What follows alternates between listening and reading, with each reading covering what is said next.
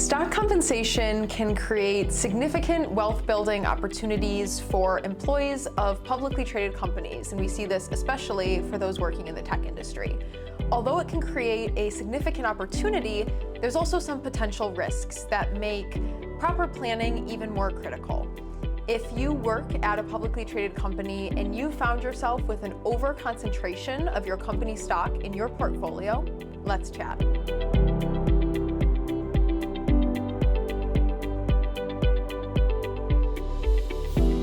My name is Gina DiGirolamo. I'm here today with Daniel Dusina.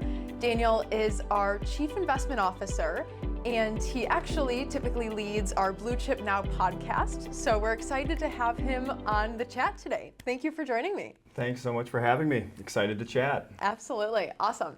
Well, as I mentioned, we're just going to kick things off. And if you could share a little bit on employee compensation when it comes to their company stock. What does that look like and who might it apply to? Yeah, so you might find traditionally at public companies, there could be an opportunity for employee ownership of stock. This could come through an employee stock purchasing plan, just a general piece of their bonus or year-end compensation, restricted stock units, whatever it may be, whatever the format it comes in, it's aimed at, historically and generally speaking, trying to align the interests of an individual or a high-performing employee with the interests of a company. Mm-hmm. And how does that create risk? What could happen over the long term? I think the biggest risk that you see with company stock plans is always, in my eyes, going to be concentration risk. So when I talk about concentration risk, it's essentially the risk of putting all of your eggs in one basket.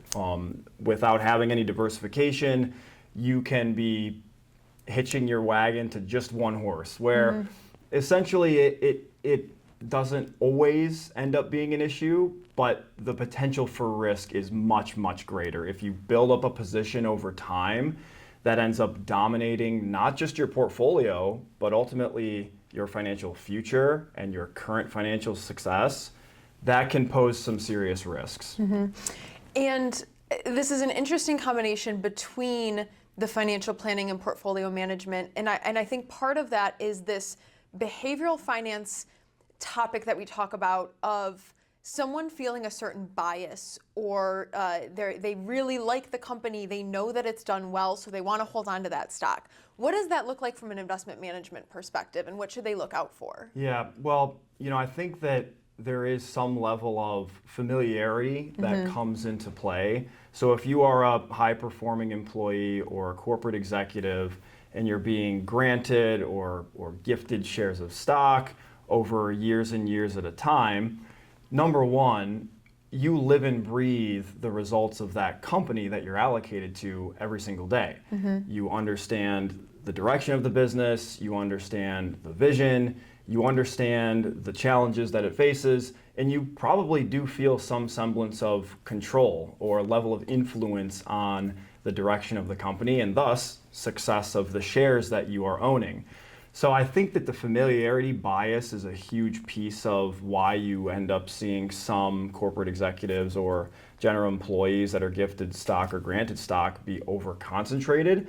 There are other elements that come into play too. Again, this is a bit of a different angle to it, but it's like if you're getting continuous allocation to a security of any kind, you might not be paying attention to what that looks like as a portion of your broader portfolio, but also as a portion of your broader livelihood.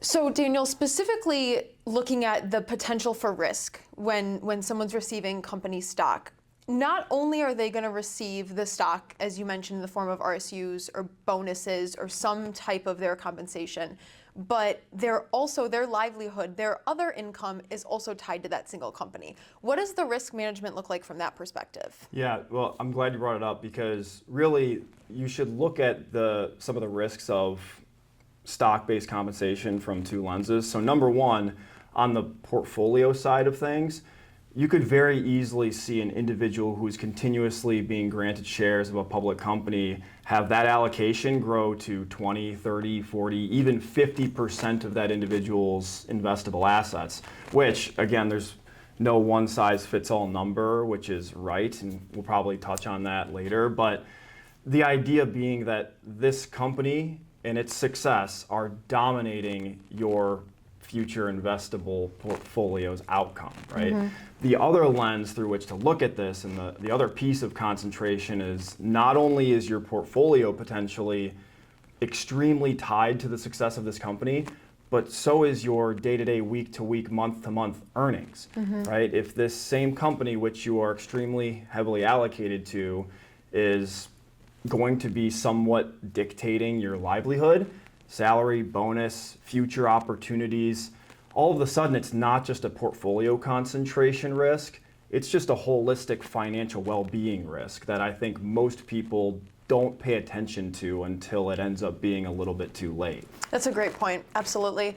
In your role, what does it look like from a portfolio management standpoint? How would you advise someone to go about this? I think, again, there's no one-size-fits-all approach, but I do think understanding an individual's time horizon, general level of tolerance for risk, and I would say just financial standing, that's where you can start to develop a plan. And so realistically, it's not about one-size-fits-all plans. It's more about having an actual detailed plan of attack and sticking to that plan of attack.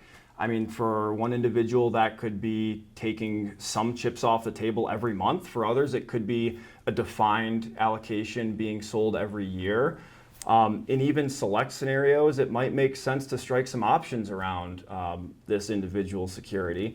Again, it's more around having a plan. That's the most important thing, and staying disciplined to it and getting out in front of any risks at the onset before it ends up being too late and potentially too costly.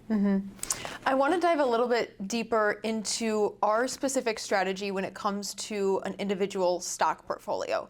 So oftentimes we'll see individuals that work at publicly traded companies, they have all of this employer stock, they will also own mutual funds or other ETFs or other types of products that might also have an allocation to the same company that they work for, creating more of that overconcentration risk.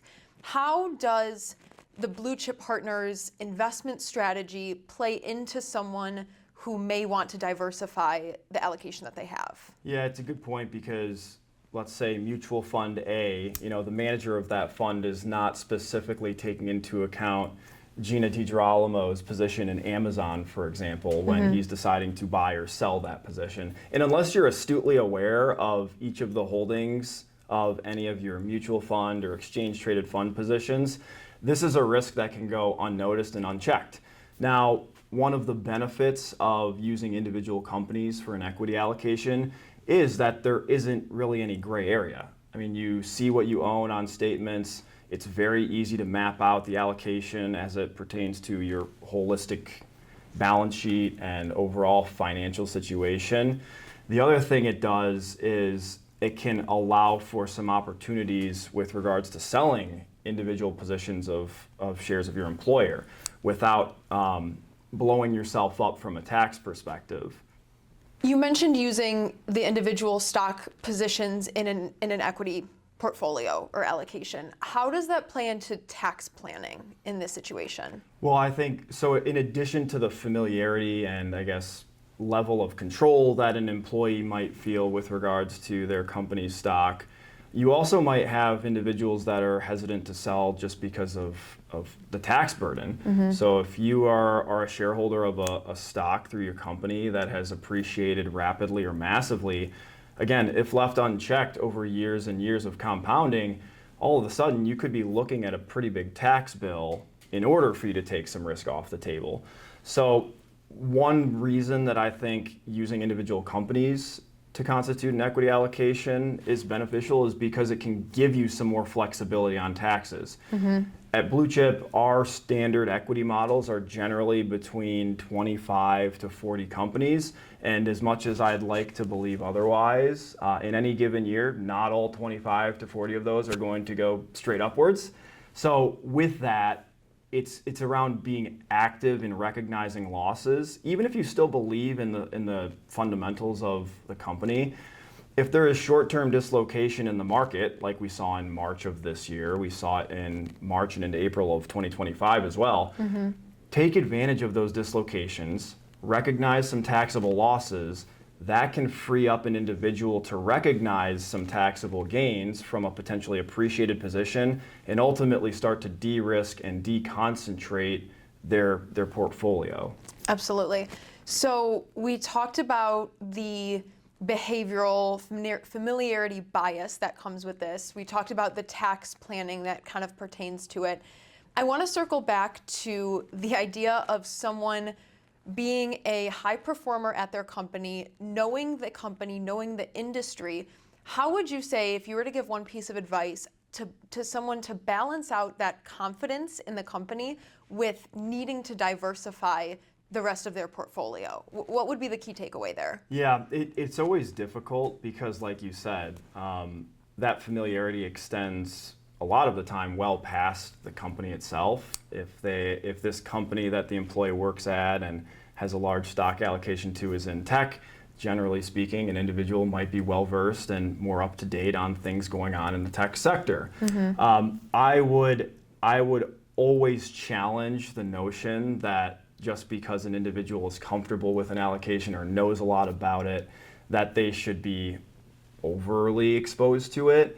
I mean, in the case of a publicly traded company like Microsoft, if you have an employee that's being granted RSUs continuously and they've built up a big position, keep in mind Microsoft is going to be, generally speaking, very correlated with the other Magnificent Seven names, Apple, Amazon, Alphabet. I would, if it were my recommendations, I would intentionally limit exposure to those types of names and other names that Microsoft is correlated with, which might not be in just tech. They might not be in communication services. Excuse me. There are some companies in industrials over the last 2.5 years that shares of Microsoft are highly correlated with. So I would be very astutely aware of what this company that you work for in public markets is correlated with, and be very intentional around diversification. Now, the other side of things, I think that there's this notion that if you're an employee of a publicly traded company and you're being granted shares because they believe in you and they want you to believe in the company, there is some level of respect, I guess, that comes with an employee not wanting to sell. They want to show that they believe in the company. But at the same time, I think you can still do that. No one's saying that you have to completely table your exposure and completely step out of your exposure to the publicly traded shares of this company. It's more around thinking forward, partnering with somebody who can help you map out an astute financial plan. That's in your best interest. And I don't think any executive of any company would fault any individual for thinking that way. Right. And I like what you had said about really having a keen eye on what you own within the company stock and outside of that. Because there's a lot of different ways that I think someone is working at this company for 10, 15, 20 years, it builds up and you might not notice what this risk is in your overall plan. Yeah. So it's a great explanation. Yeah, and that's why I say it's important to get out in front of this, because if you don't, number one, it probably is happening behind the scenes without you even recognizing it. And if you fast forward 5, 10, even 15 years, again, it's not going to be a problem that's unsolvable. It just becomes a lot more challenging and potentially a lot more costly. And just like Daniel said, if this is a situation that might apply to you, reach out to our team at Blue Chip Partners. We'd be happy to help. And thank you so much for chatting with me today, Daniel. It's a great conversation. Of course, happy to do it. Thanks for having me, Gina. Absolutely. And thank you for watching. Can't wait to chat again soon.